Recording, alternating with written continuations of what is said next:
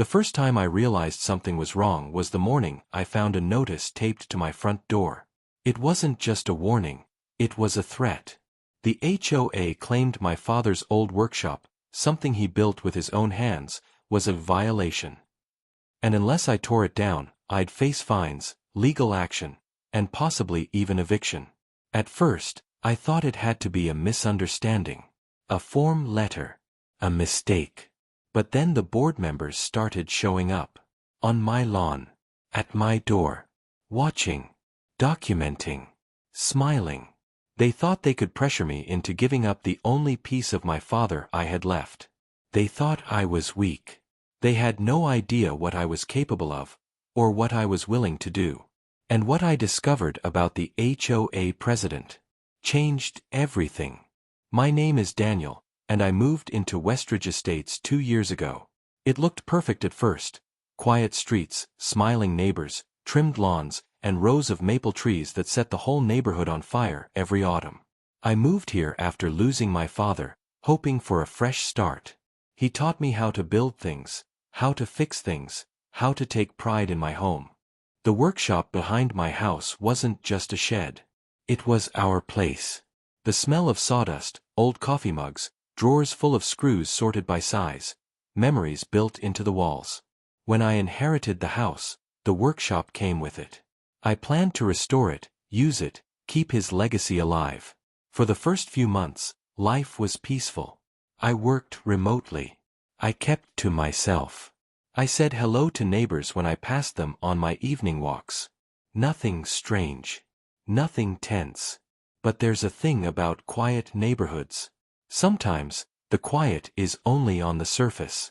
I noticed the HOA president, her name was Carol, watching me sometimes. From the sidewalk. From her porch.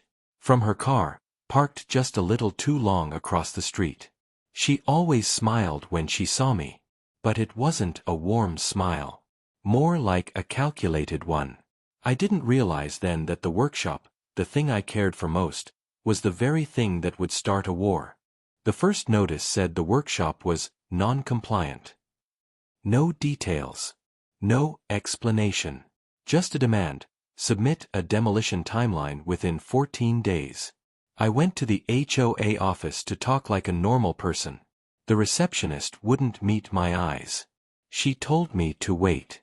Then Carol walked out, heels clicking, smile shining like polished glass. "Oh, Daniel. I was hoping you'd understand. The structure just doesn't match our community aesthetic."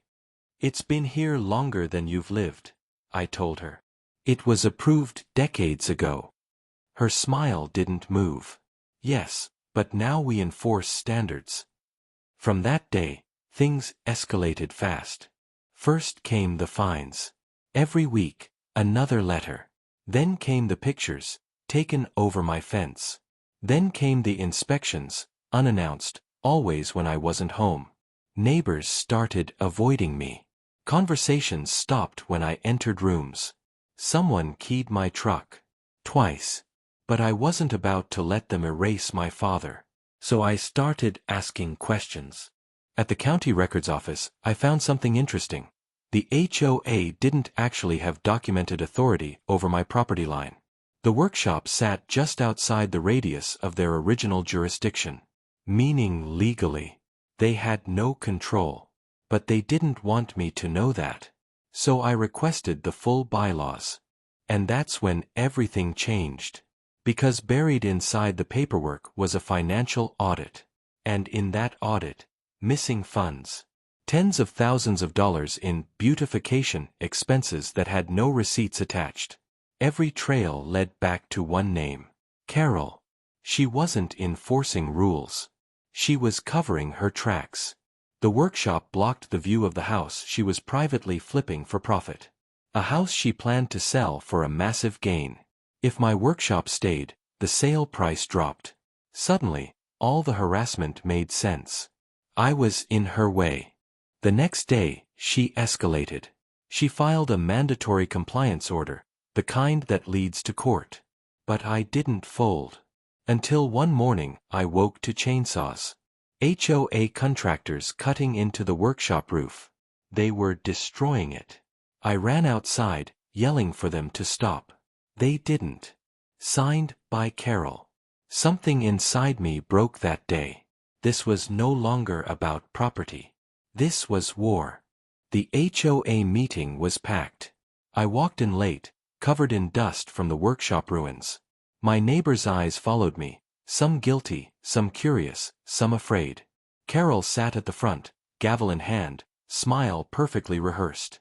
This meeting will come to order. Actually, I said, it won't. I placed a folder on the table. Evidence. When the projector lit up with missing funds, private transfers, fake invoices. Her smile cracked. You destroyed something my father built, I said. Out of greed. Phones were recording. The room turned. The vote was unanimous. Carol was removed. Investigated. Exposed. The legal process took months. But justice came. The neighborhood came together. Not for Carol. For each other. We rebuilt the workshop. Stronger. Together. Inside, we hung a plaque. Built by hands that remember. Protected by hearts that learned. Sometimes, the thing we fight for isn't wood or land. It's memory. It's love. It's home. And they never take that from me.